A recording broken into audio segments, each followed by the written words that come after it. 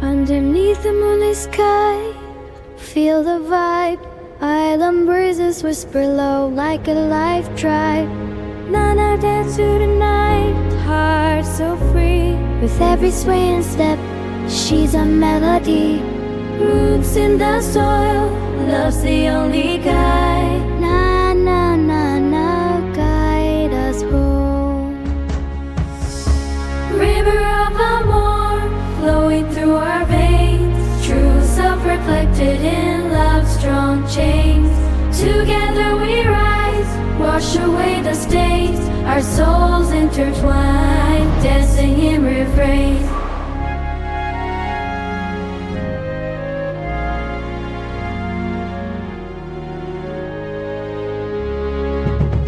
In sunshine, we never lost, just found echoes of laughter.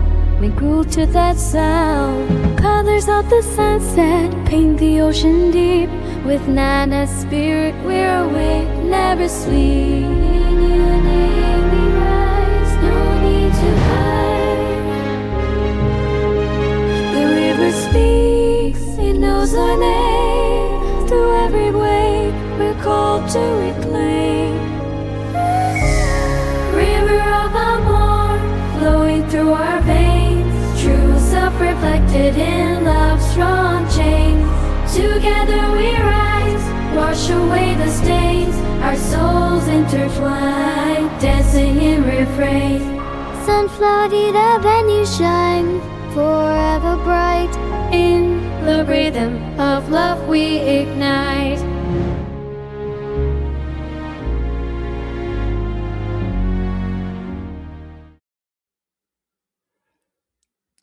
Healing.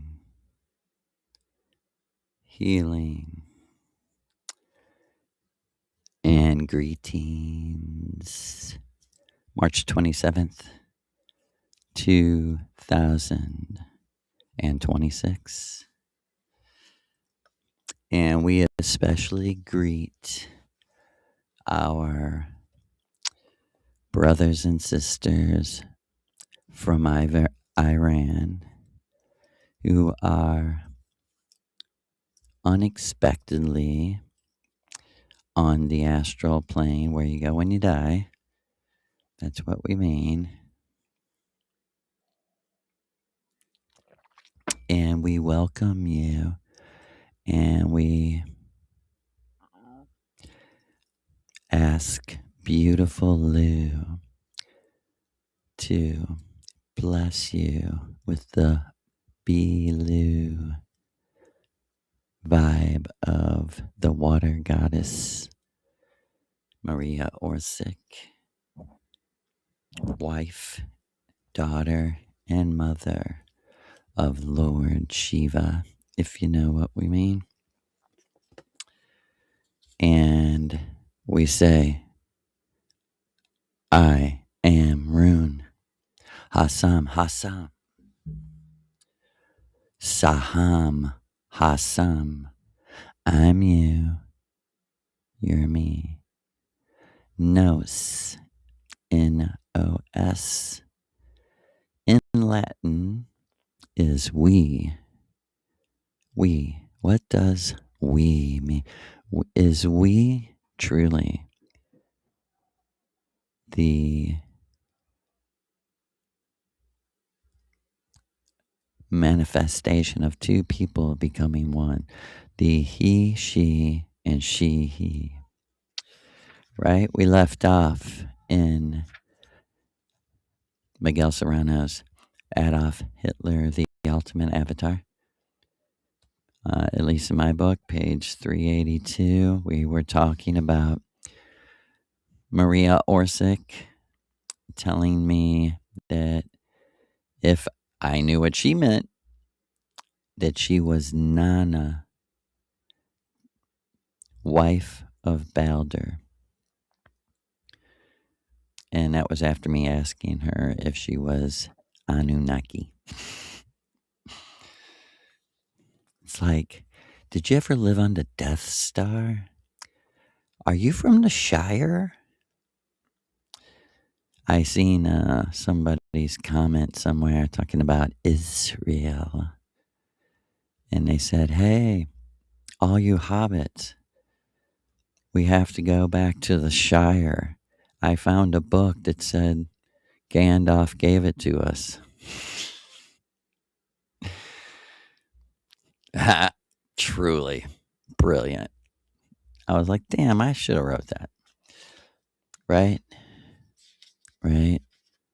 And yet it's a deadly serious thing that, you know, it's mind boggling that I'm saying this, but tens of millions of Native American Indians, Native European Indians, you might say, Native European Aryans. How about that? You have Indian Aryans, you have European Aryans,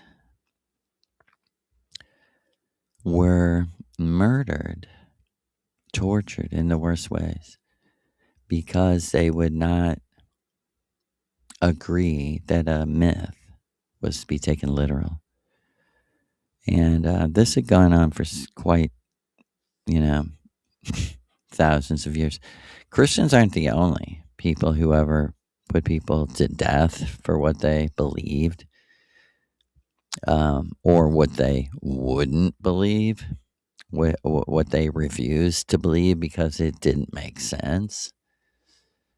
They're not the only ones. They're the only ones who did it systematically to our own people. So when you hear me reading Miguel Serrano, don't start getting neo-Nazi patriotic like some dumb MAGA Trump person and think that life is just a game, just another sports event where rah, rah, rah, white people are great. No, they're not any better or worse than any other color. It's all about the story. It's all about the truth. It's not about your opinion. That's what makes you not vibrate like us. And that my opinion only matters. I would be embarrassed to have one unless it's based on the truth.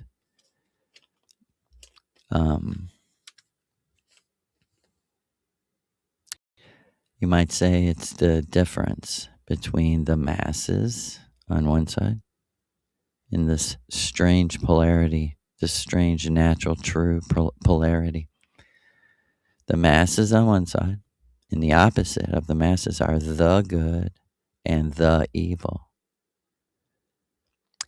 Because we have a tendency to think every set of opposites is good and evil. We've been born into God and Satan, dark and light. I don't say things, you don't hear us saying like we're going to bring the, light into the darkness or whatever. No. Let the darkness stay dark. The evil. It just means we don't love our enemies. We're not trying to help our enemies. We don't bless those who hate us.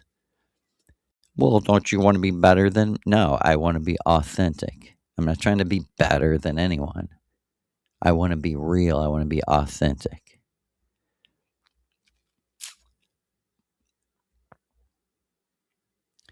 And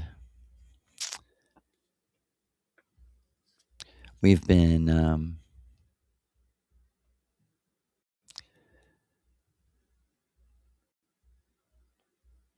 building on a foundation. It's like the word opinion is stuck in my head for a second because it is so important. You have to understand you were born into sets of false opposites. I know it seems like who cares about that? I just explained one. Let me explain another. We think that the automatic opposite of love, which most people define as caring about other individuals, special, innocent individuals.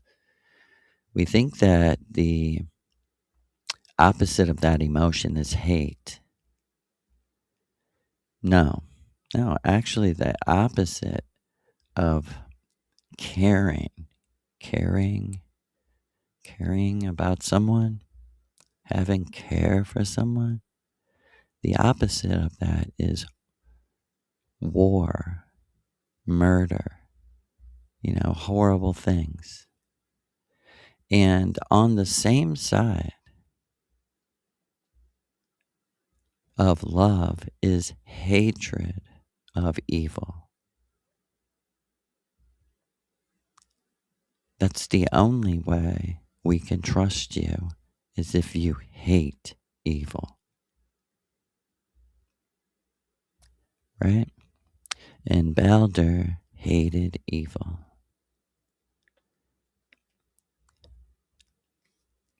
And we left off with this sentence. And Hermod went looking for Baldur after he died, right? Wotan, at last breaking the silence that had engulfed him, called to Hermod, the messenger of the gods, and said to him, Hermod, climb on my horse, jump on the back of Sleipnir, and gallop to the kingdom of Muspelheim. There you will find Baldur. Ask he be returned to us, for he does not belong to that kingdom. And Hermod took Wotan's horse and galloped for 9 nights, the same as Wotan had hung on the wood of the Yggdrasil tree, to discover the runes. 9 nights. Always descending went Hermod, the messenger of the gods, by dark paths to the kingdom of the dead, Muspelheim.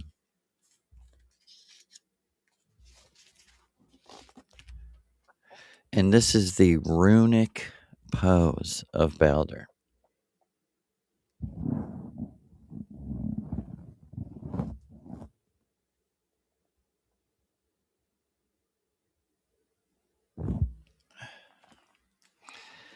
And this is, like a yoga pose. Both hands straight up.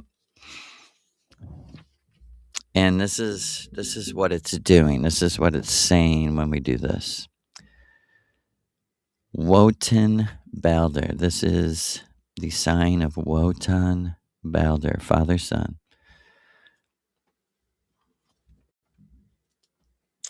Hyperborean rune yoga. Orphic Kabbalah. And, Kabbalah just means set of teachings, so he's trying to take you out of what you were born into. This is not Indian necessarily. It's Hyperborean. It's the roots.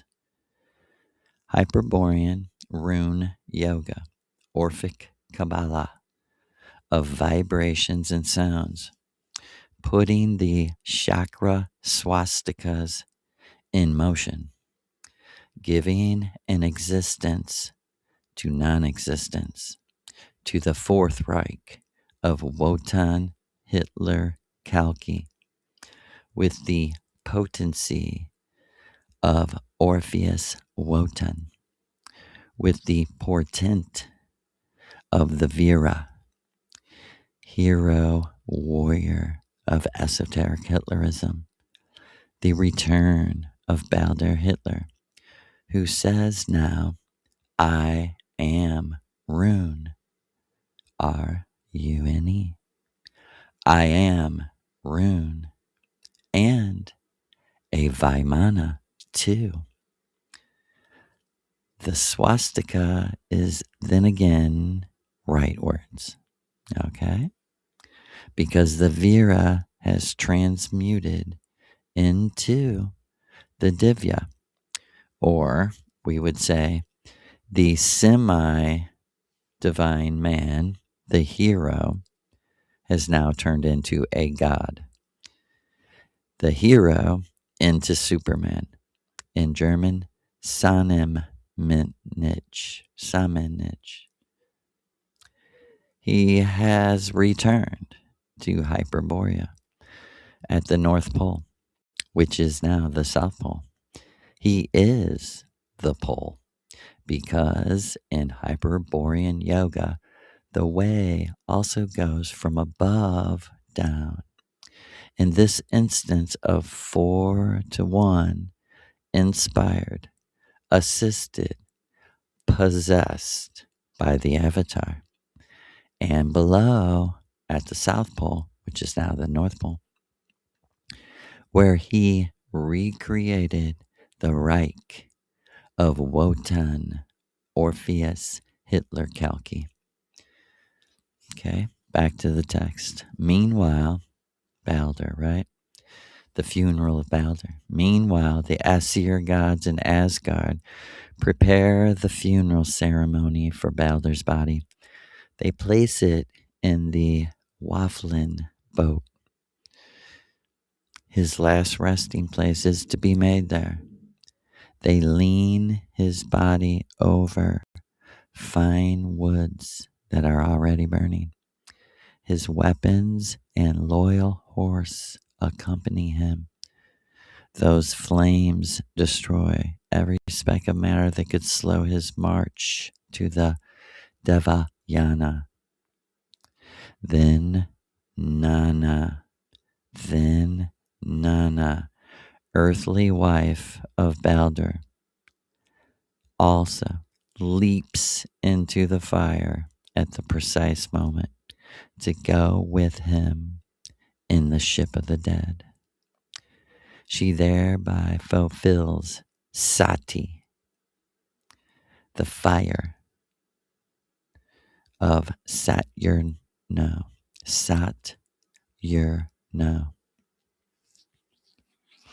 She kisses Baldur on the lips and is consumed in the fire with him. Then Wotan takes the ring of gold, Draupnir, takes it from his finger. With it he marries the two dead ones in a new wedding.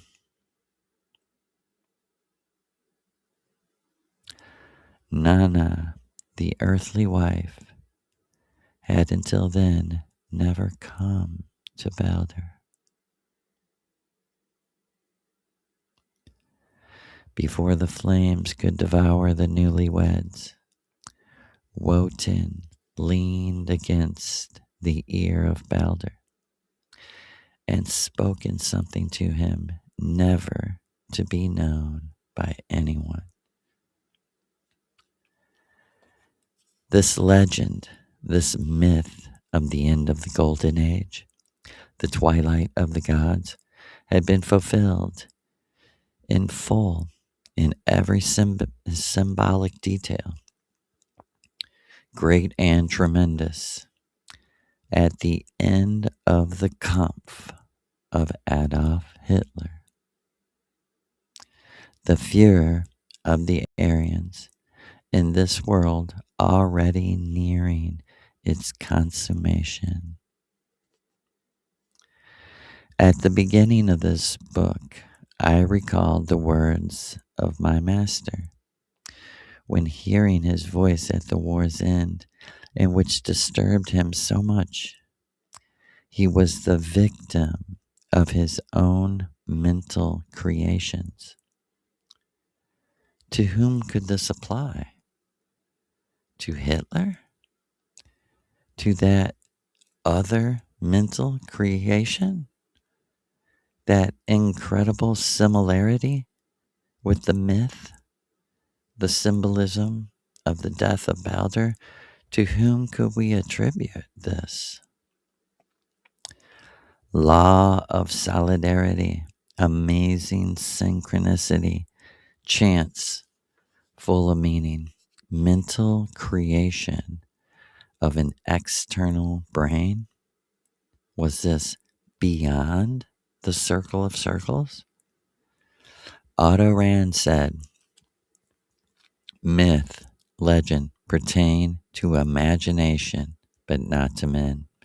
They are, capital I, imagination, poetry from another universe. That poetry can only be written with the blood of heroes because it is so red, so intensely red, that of the immortal Vajra, the Waiflin boat from the North Pole, navigates beneath the waters with all lights ablaze, carrying the seed of a new age of Hyperborea, promise of resurrection.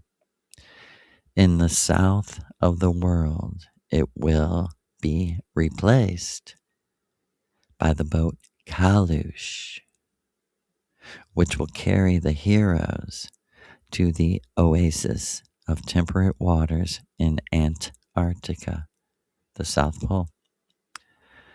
This is the baptism with fire. Then comes the magic wedding. Meanwhile, Hermod arrived at the gates of the subterranean world. A shadow blocked his way. Modgund, the keeper of the threshold, blocked his way. I am a seer, said Hermod. I'm brother of Baldur, and I come to return him again to life, to return to the surface of the earth so that we can rebuild Asgard. He does not belong to this subterranean world. You know that very well. And Modgerd let him pass and took him in the direction of the north, crossing through the interior of the south. Sleipnir advanced with no difficulty. Thus they came to where Baldur was, in a great hall, sitting on a high seat of honor. Nanna was at his side. Hermod said to him, listen to me, Baldur. The Asir ask you to return, to come back to life. You cannot remain dead, Baldur. We go to Valhalla. But Baldur did not respond. He heard a great voice coming from some invisible. No, no, Baldur shall not return. He will remain here as long as all beings do not cry for his return to life, while any do not lament what they have lost. Right? While any do not lament what they have lost, let all beings cry first. Wow. This is so Maria, it's crazy. Baldur made a sign of farewell to Hermod and took the Draupnir ring, sign of the eternal gods. When Hermod returned to the surface of the world, the messengers of the gods went out in all directions, saying, "Weep, weep, everyone, for the death of Baldur. Ask for his return to us." The giants cried in the heights of the valleys, within the mountain of my fatherland, as did the invisible beings and the siddhas, holy men, shaman in the highest heaven. Many of us are still weeping, but within a cave, in a fold in the earth, a dark shadow does not weep. It is a toothless old woman with dry eyes. I am Tak, the obscure. Interesting. TikTok, right? In a cave, an old woman with dry eyes says, I am Tak, the obscure. Why should I weep? What good did Baldur ever do for me when he lived?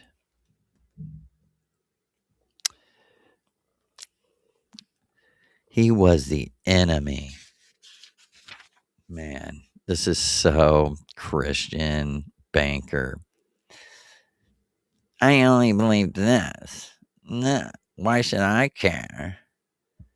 Only thing I need is Jesus Christ died on your cross for your sins. I am Tak the obscure. Why should I weep? What good did Baldur do for me while he lived? He was the enemy of everything I represent. Baldur. Over and over. They could not find one person in the whole world that he ever did wrong. He never did anything wrong. And still, this symbolic myth of this Karen, this old Karen, he was the enemy of everything I represent.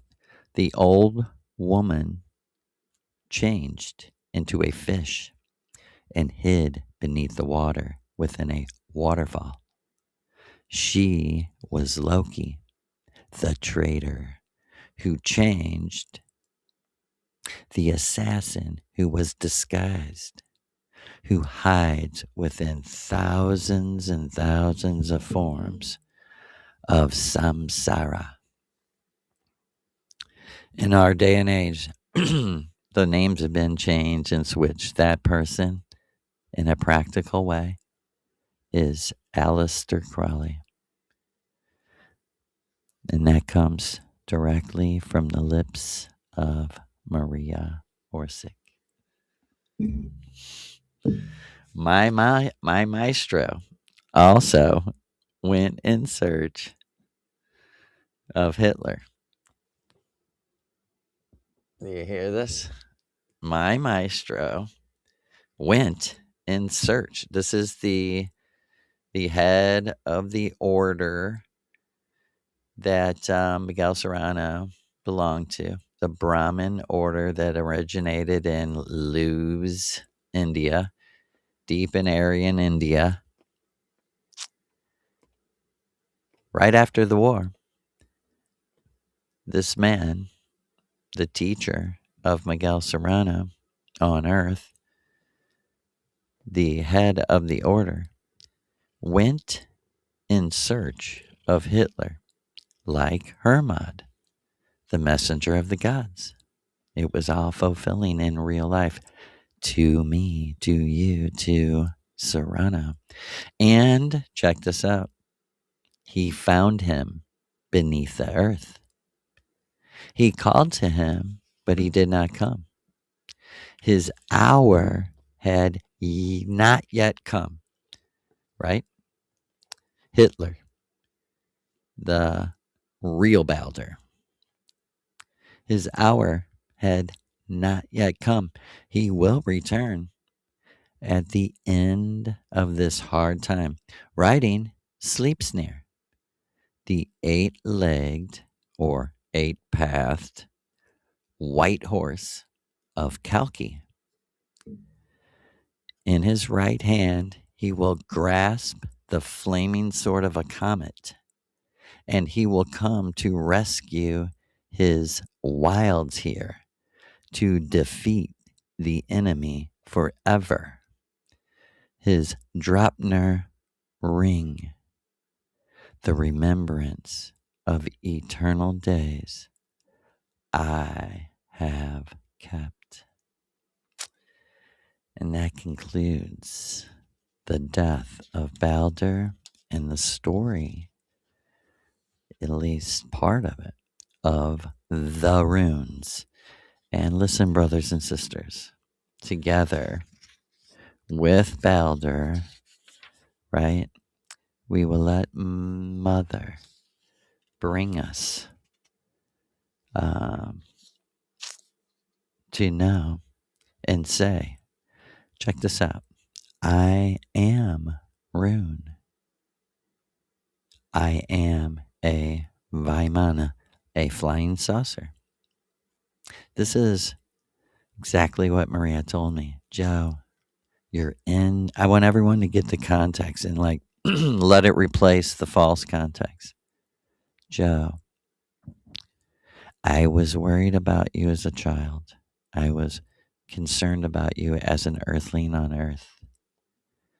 When I came to visit you, there was no UFO. There was no tree. There was no backyard. There was no family home.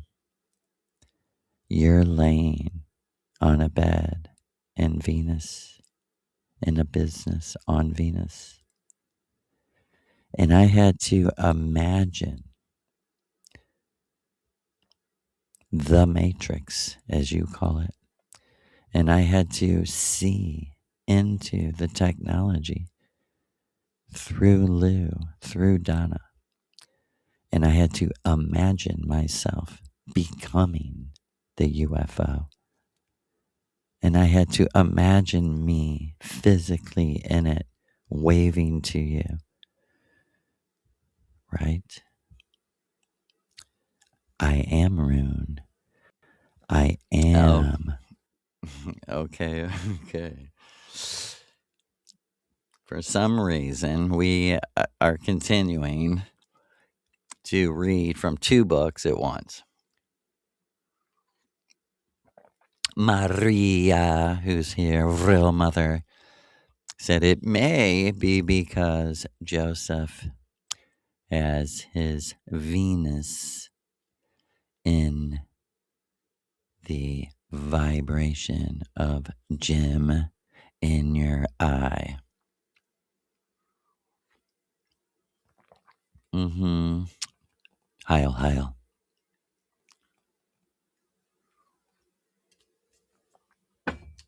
And let us project the Oz rune to you, which says, the power of your essence automatically, eventually, will set you free. It's on its way. Be patient. Hold on. I've been many times. I mean, I openly talk about, I really believe this. Let me just pause. We're going to read this book, this amazing book. And let me just say,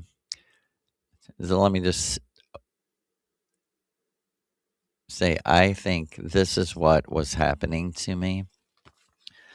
I was living the life I talk about before I did this ritual. Like Maria said, the ritual changed the entire matrix in my mind for me. And it did the impossible. It changed the tech. It beat the tech. It beat the computer, which you always were able to. It just seemed as if it was completely impossible because you entered a sort of new, it's very much like Venus. I mean, it's 99% like Venus. But the 1% of evil that's here throws everything into a upside down, backwards, reverse polarity. That's why our ritual goes backwards, not forwards. We're not master. I had a memory of the future, was exactly what was happening to me. I, Joseph, my master is Maria, right? And I was, because I was born into it, I could not shake the vibration. It was literally taking me so far away from who I really was, who I truly was. But I could not figure that out because I believed in God. I thought there was a universal, all powerful, personal being. There's not. There's not. There's something. It's indescribable, and no one knows what it does. And that's the actual truth. It's not God. God is what you were born into. This, like Maria said, it's almost like we don't want to bring it up because we don't want to give people the excuse to believe in God again. Whatever you say has universal power, we're going to say, then why the fuck doesn't do anything? Why want to do anything for anyone? Oh, but it does. No, but it doesn't. It's either all of us, nigga, or none of us, right? It's all the innocent or none. You can't be like, no, we're going to kill 10% of the innocent and just pretend that all powerful blah, blah, blah exists. No, you can, but not me.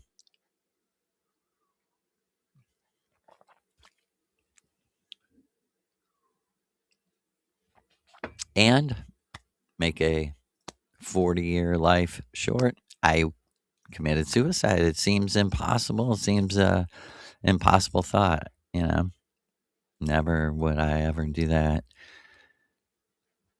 But it happened 999 times. I don't know if that's, exactly right, but I do know this for sure. I've Maria, who's here right now, and she can correct me anytime, and she will. But she knows that I know what she taught me. Um, she taught me from the very beginning. You have a true self. Your true self is the one is like God over you. Nothing ever is your true self has never made a single mistake. It wants you out here doing exactly it's in a sense predestined, foreordained every single fucking action and thought over you specifically, you only. And um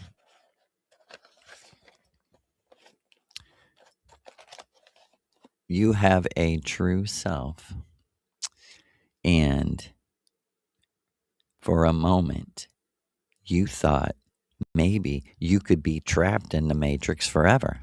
And that was giving you anxiety and making you feel trapped. And that's what the ritual released, something you didn't even know. And I went, oh my God, that's healing. That's healing. The very fucking thing I didn't know I needed to be healed from. She said, exactly. These people are smart, Joseph. They know, they study, they've been here forever. They study people like you, like me, to defeat them. This is the art of war. Essence, magic war, energy war, mind war, mental war using the imagination as a weapon, using every single ounce of natural energy from the sun, the moon, the stars, the earth, in the matrix, out of the matrix, in all worlds. If nature is neutral, then it should neutrally, equally come to me. If the sun shines on baby rapers and murderers, then I want my share. And magic is to use that share to it sounds like a bad word, manipulate, but it's a good sort of shocking word because you need to take the energy of a hurricane, a tornado, an earthquake, and you need to, with your imagination, harness all of its power, get used to what it means to be the magician over these energies, especially because you're in the matrix. It's actually easier in the matrix because there's far less people to be concerned about. There's far less people on these astral levels to confuse you. Once you're out of your body, so to speak, you're in the game. But the game has become a lot more equal with your enemies, and they run and hide because the very thing they didn't want you to know was that they were spying on you, watching you, concentrating on you, um, ordered to do it, not of their own volition. You understand? Just imagine how fucked up these people are, Alistair. Just imagine if you were in like some kind of church and they started saying, you know what, I'm going to bring lists of people and assign people to destroy them with mental energy. And you're like, who are these people? Oh, these are people who stand up for children, people who um, who are anti-war, people who are trying to expose who's behind the, you know what I mean? It's that simple to them. I mean, they're like Maria said, we don't concentrate on trying to figure out if a person is AI or not because it doesn't matter. We live by principles. That's all they concentrate on. You want some? I was going to give you another false polarity. Um, well, here's another one. This is what they concentrate on. What is the polar opposite of the good magician? And what does the good magician concentrate on? Concentrates on illuminating the true self by enjoying the true self. Illuminating the true self by enjoying the true self. Enjoying the true self in all its dimensions and creations. Enjoying the true self as its projection, as a separate people like that. You people prove you're schizophrenic. You say that you talk. No, it's a different context than you may have previously ever thought. Eternity is each person's eternity. In the center, the sun in this eternal universe is the true self. And everything that's created orbiting around the sun is him or her and has been created by him or her. Um, like Maria said, there is no non magician, there's no uninterested magicians ever. There's people who play, there's people who are here in the matrix not to fight magic wars against baby rapers and human sacrifice cult that runs the fucking world and murders Muslims by the tens of thousands, even hundreds of thousands, millions. While we sit here and fucking argue about, Eckhart Tolle, whose dick he sucks and how much of a God, Satan, dick sucker he. See, you can say whatever the fuck you want to say, but I'm here on Earth right now, and if you're not talking about free Palestine for the last 40 years, it's because you're scared or you are them or whatever, and we'll have nothing to do with you. Matter of fact, we hate you because you ignore this suffering, this genocide, like they ignored the genocide of the European pagans, like they ignored the genocide of the Native American Indians. Everywhere, all over the world. Hey, maybe a fucking 50,000 years ago, somebody else. But for 2,000 years, it's been you pricks. So we're not going to be lectured to.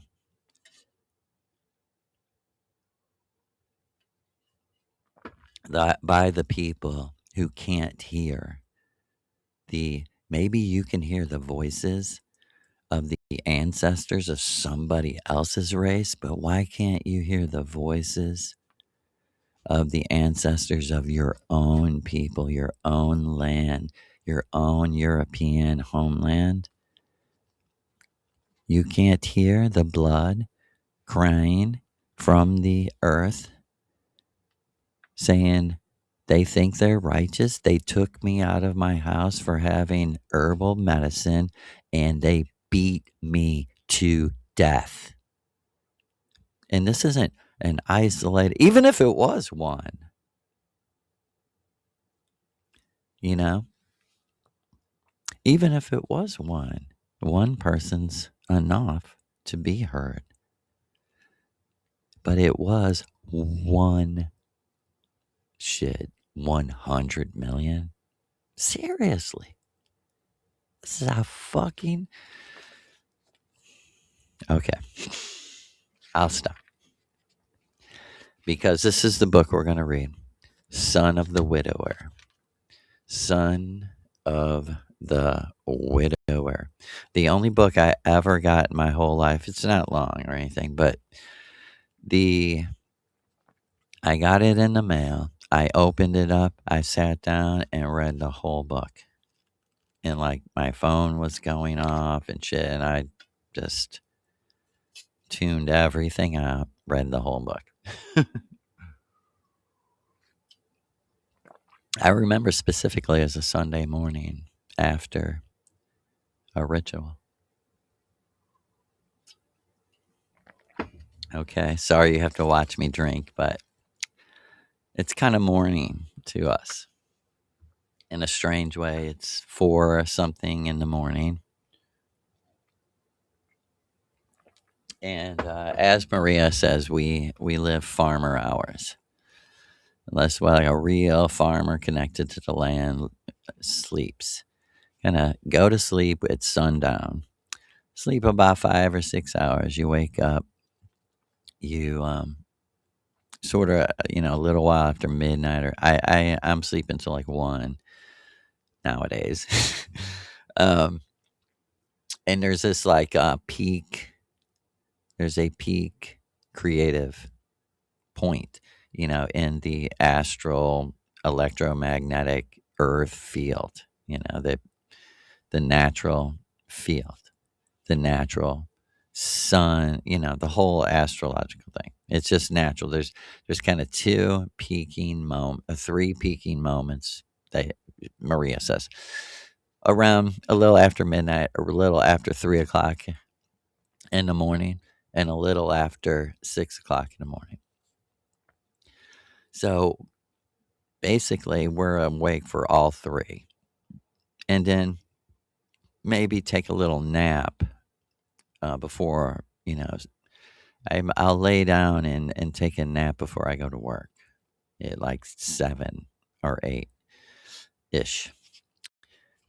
Okay, farmer hours. Son of the Widower, Miguel Serrano. And I really wanted to read this. The dedications in the beginning of the book. First, a quote from Hesiod. When children are born with their eyes open, the end of the world is near.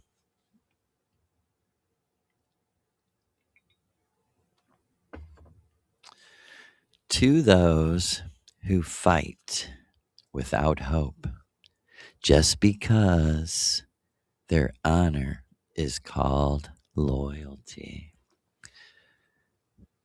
To those who fight to the end without hope,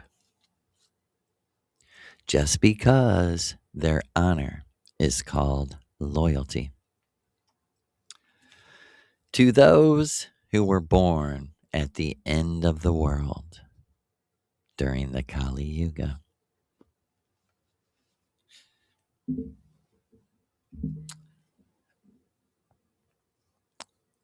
And this is my favorite one. And to those born at the end of the world during the Kali Yuga, it's exactly what Maria was saying to me. I know you because you're born at the time that's past the end of the world, that is now officially the end of the world. And here's Serrano's last dedication. To my dog, Thor, who was born and died a dog because his honor is called loyalty to Heil, to Serrano's dog, Thor, and to his dog, Dalma, who looked like my dog, Dusty. And Heil to Dusty. Greatest dog ever. Sweetest dog ever. The catastrophe. Today is December 25th, 2002. Okay, here's the beginning. The catastrophe. Catastrophe. Today is December 25th, 2002, of the Judeo-Christian era. Catholics celebrate the birth of a godchild named Jesus, who will later become the Christos. For nearly 22 centuries now, this has been imposed, insisted upon, believed. For those who have been born and have lived under the imposed belief, the paradoxical revelation that this was not true and that none of this actually happened, that this millennial temple construct was built on a lie, carefully crafted from the beginning and then modified and projected by the archetype, would seem utterly impossible, but it is precisely now, after 2,000 years of imposing and forcing this on the world of the Aryan West, the most terrible feeling of guilt for the assassination of the man God, and in his name destroying, they destroyed ancient cultures and all pagan civilizations here in the same Americas and throughout the world, that these same manipulators who have enslaved the soul of almost the entire world announce that none of this was actually true. Because the foundations of this history, this story, never existed in the first place. And for this conclusion, they rely on the most up-to-date and latest archaeological and anthropological investigations that they have themselves undertaken. They are stating clearly that neither Abraham nor Moses ever truly lived, nor were David and Solomon ever kings. There never was the Israelite captivity in Egypt, much less was there a crossing of the Red Sea, nor the bringing down of the walls of Jericho. That is, the entire Old Testament is a goddamn fake, an invention. There were no 12 tribes of Israel or anything like them that we have been led to believe. And there was never a Jewish empire nor a Jewish homeland in Palestine. Yeah, let me read that again. And there was never a Jewish empire nor a Jewish homeland in Palestine. Now, if the Old Testament is a carefully constructed fable and imaginary history, then so is the New Testament and the Gospels, which have the Old Testament for their basis. If figures of Abraham, Moses, and his 10 Commandments never existed, much less did Joseph, Mary, or Jesus of Nazareth exist. The evangelists were the authors of a soap opera, as we say nowadays, or rather, some skillful politicians have conspired to destroy the Egyptian, Persian, and Roman empires, and thus a minority, a tribe like the Gypsies, were able to impose themselves on the rest of the two-legged animals, making deliberate use of their cunning and deceit, or so they tell us. The rabbis. He's explaining things, right? First, the catastrophe was what? Christianity. And here comes the next horrible thing, the rabbi. In the press, we read that in an official document,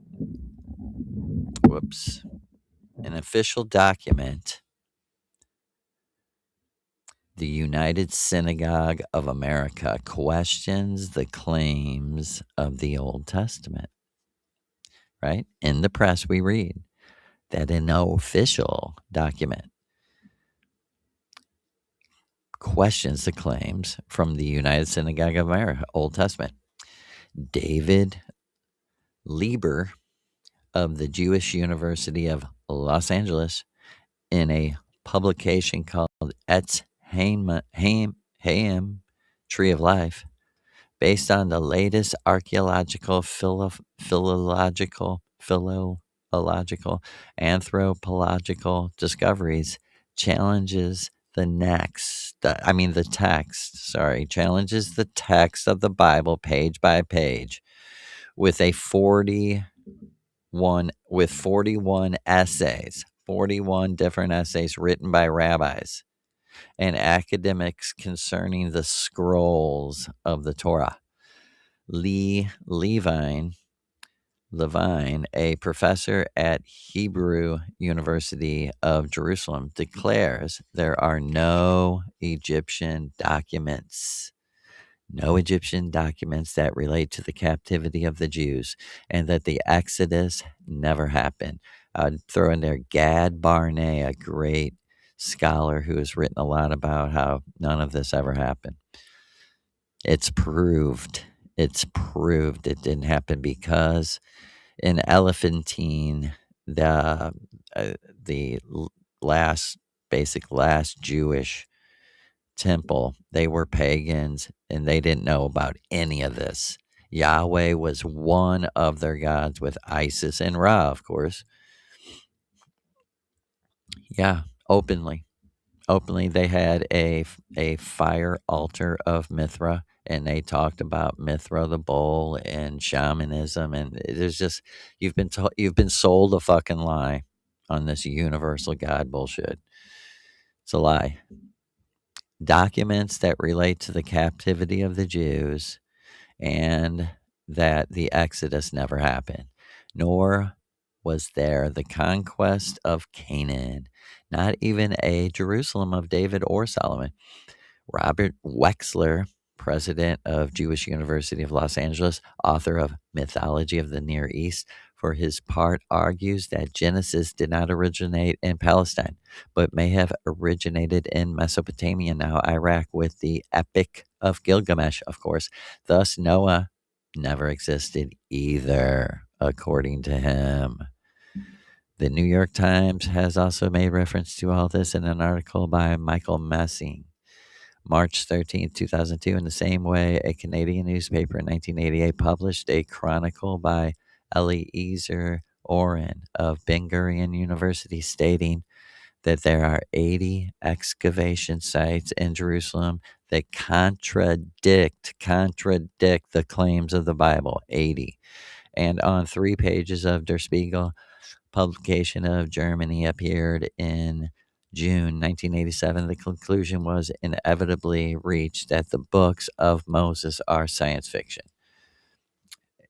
We could continue giving names of authors and publications on this most extraordinary topic that nevertheless seems to have passed unnoticed by most people, although, to be sure, it has not gone unnoticed by a minority of scholars and a ruling elite who hold the power in all the world.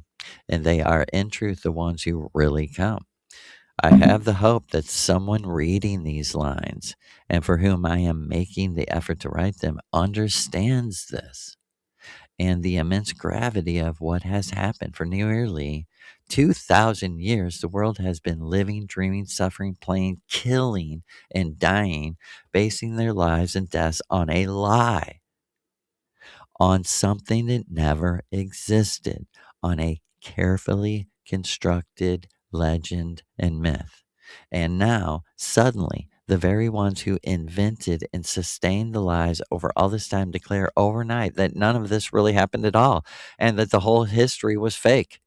What has caused them to reveal this catastrophe almost simultaneous with the much worse than, I mean, check this out. Listen to this sentence. What has caused them to reveal this catastrophe almost simultaneous with, but much worse than, the collapse of the Twin Towers in New York? It is speculated that the scientific research of Middle Eastern archaeologists and anthropologists may have prompted the rabbis to support their statements in order not to appear unreasonable and contradict the claims of science. Nevertheless, this does not appear credible to us considering, right? Nevertheless, does this Nevertheless, this does not appear credible to us. It's deeper.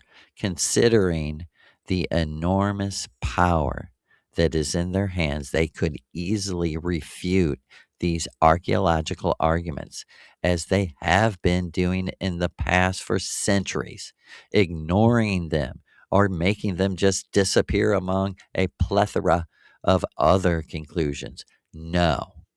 There is something much greater at work here, something much more terrible and sinister. Okay, that was the rabbis. They're up to something because all of a sudden and now from the rabbi to the robots. The robots. Reading from Son of the Widower, the robots. Do we dare to penetrate the shadows of a great mystery? Who are the Jews, really? For Alfred Rosenberg, they are the organic lie. And many years before, at the beginning of the 20th century, Nicholas Palacios, author of The Chilean Race, also stated, the Jew can never tell the truth. He recommends that before we read a book